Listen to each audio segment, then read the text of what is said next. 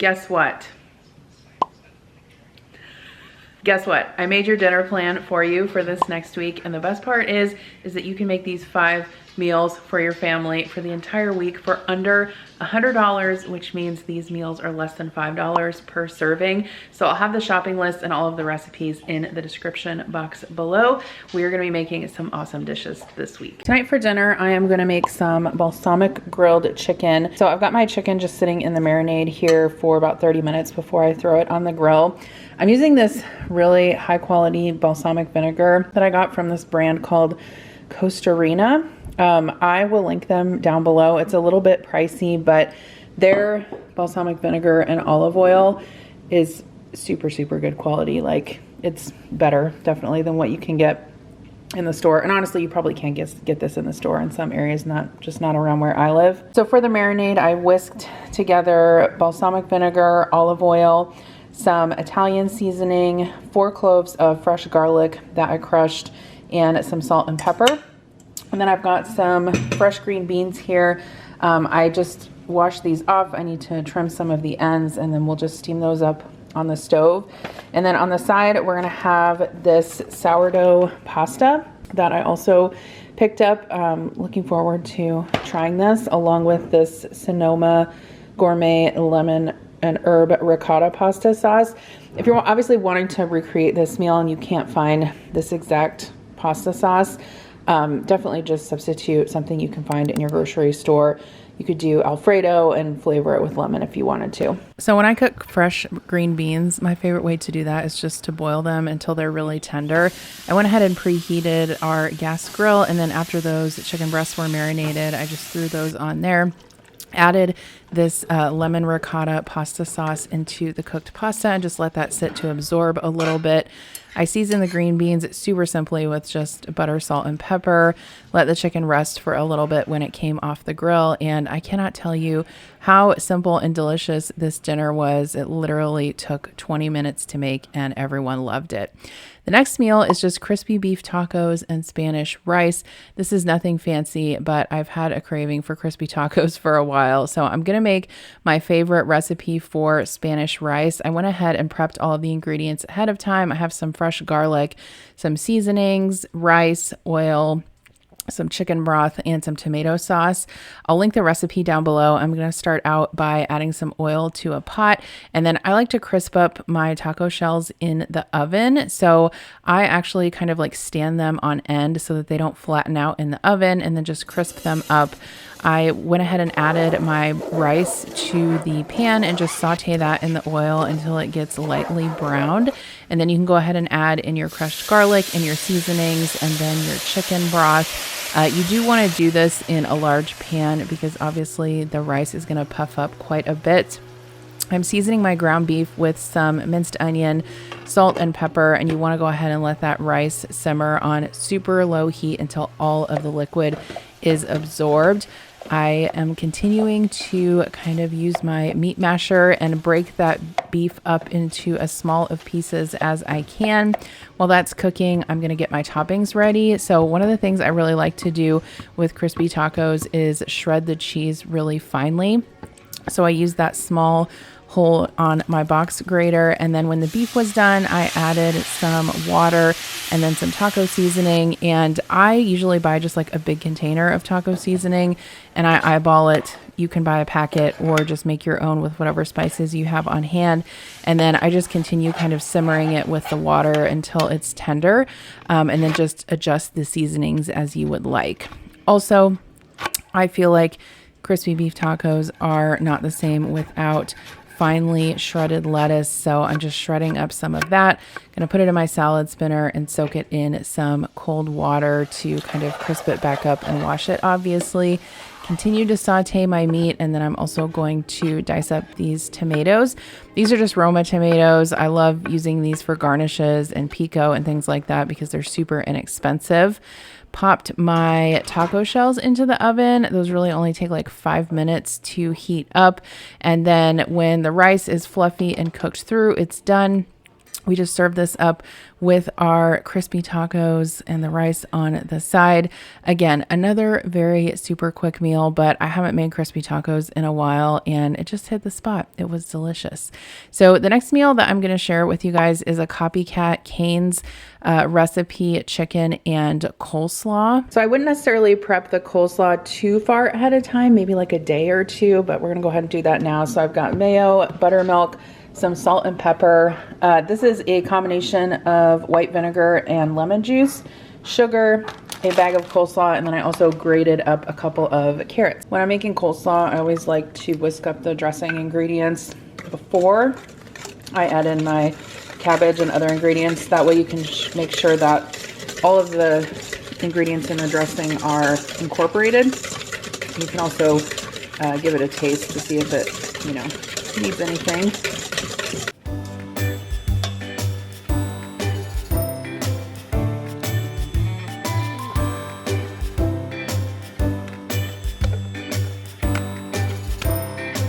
Making the Cane's sauce. So this has mayonnaise, ketchup, Worcestershire, you guys, I can't say that word, Worcestershire sauce, black pepper, garlic powder, and then some Cajun seasoning.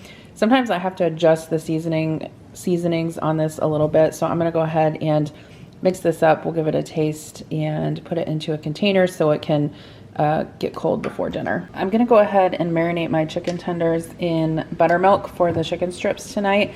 So I just took 5, these were kind of small chicken breasts, so I cut them into strips and then I just season them with some Cajun seasoning. I'm not quite sure what brand it is because obviously I took it out of the original packaging, but I'm just gonna pour some buttermilk over here. And then I'll mix this up so everything is well combined, and we'll let this sit in the fridge until dinner, which will be in about 4 hours.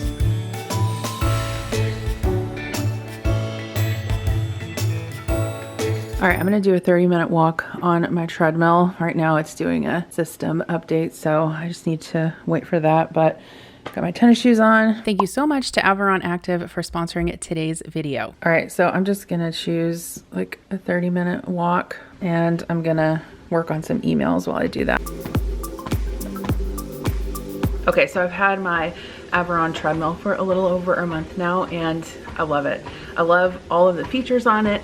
I love the screen. I love that you can play games. You can watch all of your favorite streaming apps like Hulu, Amazon Prime, Netflix, all of that stuff.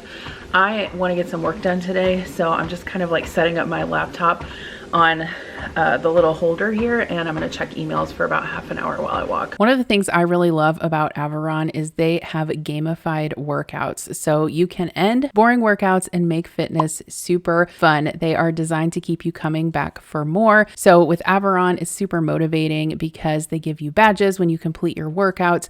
You can also compete with friends, play games, or like I said, even use your favorite streaming services. With gamified programs, you are 2.5 times more likely to stick to a fitness routine than with a traditional workout. In addition to their treadmill, they also have a gamified bike and a rower if you're interested in those things as well. You can also sync it with your Apple Watch, which will provide you with detailed analytics on your performance and your progress and your goals. So if y'all are looking for a way to work out more at home, I totally recommend the Averon treadmill. I think I told you guys about it in one of my earlier videos that you can also choose the white glove service when you order and they will come to your house and set it up for you. That's what I did. It was super easy and convenient. And several of you have messaged me on Instagram asking like, is this treadmill really good? Do you really recommend this treadmill? And yes, I absolutely recommend it. So if you guys want to grab one for yourself or the bike or the rowing machine, you can head to the link in my description box below. You're just going to use code JEN50, that's JEN50, and that's going to give you an extra $50 off on your order. So I will have that in the description box below. And I also have a QR code on the screen right here that you can scan if you're watching on a TV. And thank you so much again to Averon for sponsoring. Truly, truly love their product. I'm mixing up the dry ingredients for the breading for the chicken tenders. This may seem kind of like silly to do ahead of time, but honestly, the more steps that you can get done before dinner, the better, even if it's just something as small as this. So what I've got in here is some flour. I have breadcrumbs in here, but I did add, you can see that yellow crumb there is actually a little bit of cornflake crumb. I've had this box in my pantry that I'm trying to get used up. So combination of breadcrumbs, cornflake crumbs. Also in here is baking soda, baking soda and cornstarch, and that's going to help these crisp up a little bit. So I've got a lid over here. Basically, I'll just put the lid on here, shake this up, and we'll be good to go at dinner time.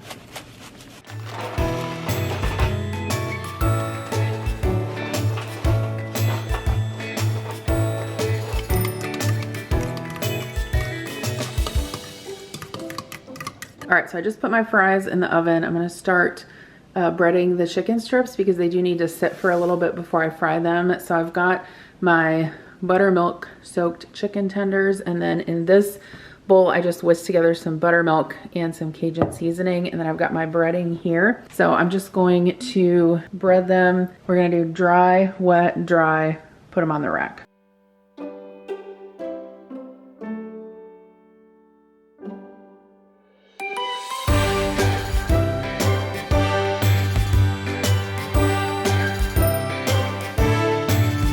So with this method of like double dipping the chicken tenders, it actually took forever. And I do have kind of a critique about this recipe.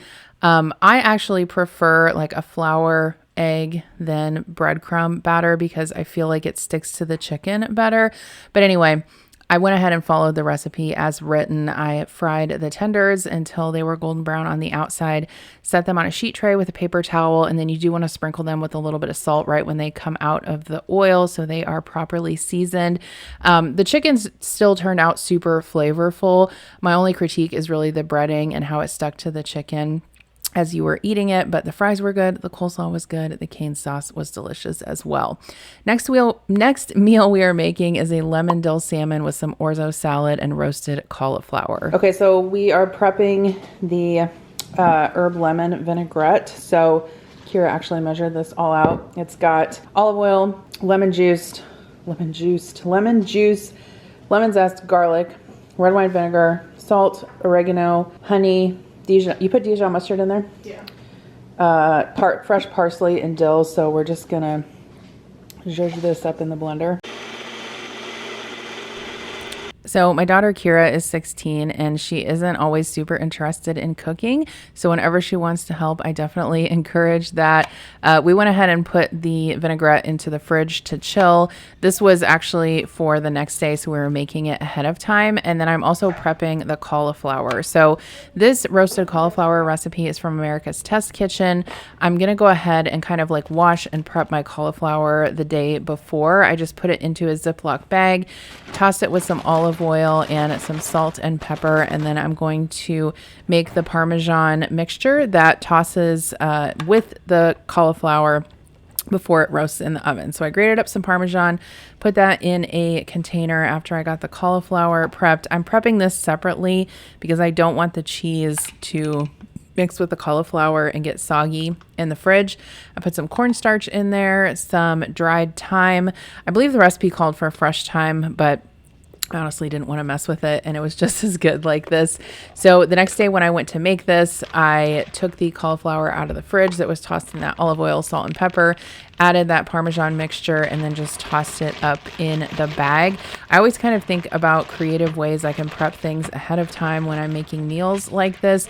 Obviously, the more components you can prep ahead of time and then just throw it together when you're ready to cook, the better. So this was the cauliflower after I put it on a sheet tray with some parchment paper. I'm just going to roast that in the oven while we finish up the orzo salad and the salmon.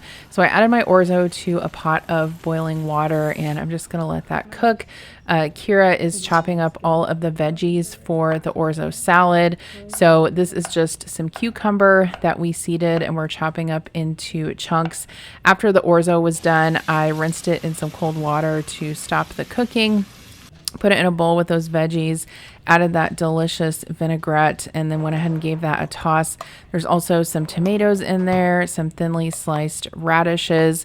You can put feta cheese in here, but my kids are not huge fans of it, so we left that out. We also put some fresh herbs in there. She chopped up some fresh dill and parsley. This would also make a super great meal prep salad to put in the fridge. And then I'm going to go ahead and prep the salmon. So I get these Atlantic salmon fillets from Walmart. They're in the freezer section. Only 3 come in a bag, which is fine for us because Adam doesn't care for salmon, so it's just enough for me and the kids. I went ahead and seasoned those with salt and pepper. When the cauliflower is halfway done, you want to go ahead and flip it so that it gets brown on all sides. I don't know that I've ever roasted Parmesan cauliflower like this in the oven, but it was actually really good. Once my pan was heated up with a little bit of oil, I just added my salmon fillets to there. These do not take long to cook at all, like pretty much 3 to 4 minutes per side. Once they were done on the first side, I went ahead and flipped them over. And then to the pan, you're gonna add some butter and then also some lemon juice, and then just kind of spoon that over the fish as it cooks on the second side. Go ahead and turn the heat off before it's cooked because obviously it's going to continue cooking as you continue spooning that sauce over it and the pan is still hot. I also added some more fresh dill and just let that sit while everything else came together. The Parmesan cauliflower turned out really great. Highly recommend that recipe, especially for something different. For a veggie side, it's definitely more exciting than just doing like plain steamed cauliflower. And then we served that with the pan-seared salmon and the Orzo salad on the side. This was like a really fresh, healthy, perfect summer meal. So definitely encourage you to try this. The next recipe that I'm doing is a balsamic pot roast. And so I took a chuck roast out of my freezer, thawed that out, and then I'm just seasoning this with salt and pepper before I sear it off in a pan. I sliced up some onions to include, and then once my oil was hot in the pan, I seared that chuck roast off. I have to say, I typically don't sear my pot roast, but the last several times I've cooked beef in the slow cooker, I've taken the time to sear it, and I really think it does improve the flavor. Also, I have never made a balsamic pot roast before, and I would totally do this again because the flavor was just so much better than just putting the meat directly into the crock pot. So after that beef went ahead and seared off in the pan, I put it into the slow cooker, added my onions to the drippings in the pan, and just kind of sauteed those for about 5 minutes until the onions started to get soft. And then you want to deglaze with that balsamic vinegar.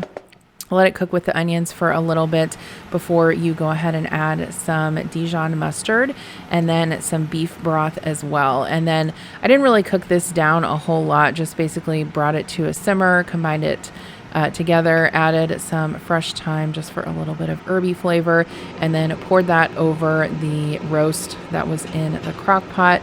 I cooked this on high for about 6 hours. You can also cook it on low for 8 to 10 hours. And then I really like to peel my potatoes, and then I cut them in half, rinse them off, and then I put them into the slow cooker with the beef. I just really think it gives the potatoes a really great flavor. Obviously, you can also make mashed potatoes on the side. You could serve this with noodles or rice or really anything that you wanted to, but this was perfect. Definitely recommend trying this. And like I mentioned before, I'll link the recipe down below. After this was done cooking, I removed the potatoes and just set them aside because what I want to do is take the beef out of that broth and onion. I'm going to go ahead and strain the broth in my fat separator so that I can get most of the fat out of there, and I'm just left with the broth behind. Adam got his barbecue heat safe gloves out and shredded the pot roast for me, which was super helpful. And so while he's doing that, I'm just pouring that broth slowly back into the slow cooker so that that meat can get moistened up, and then also obviously leaving off most of that fat. And then this broth is really good, obviously, to serve with the beef and the potatoes as well. I also love to make honey butter carrots with my pot roast. So I just boiled some carrots. I also cooked a loaf of wild grain sourdough that I had in the freezer. After the carrots were done cooking, I just tossed them really simply with some butter, a little bit of honey, salt, pepper. After the beef was shredded in the slow cooker with the broth, I went ahead and returned the potatoes in there so everything could stay warm. And then we just served this up on plates with bread and butter, had the beef and the potatoes and the carrots. This might have been my favorite meal of the week. It's been a while since I cooked a pot roast, and it's just so convenient. Everything cooks together, and it is a little bit of effort at the beginning to sear that beef, but definitely well worth it. So again, I'll have all of these recipes linked in the description box below, along with the shopping list. Don't forget to check out Averon. I seriously love that treadmill. And if you guys want to see the last video I posted about $5 dinners, you can click on this video right here. And I hope you have a great rest of your day.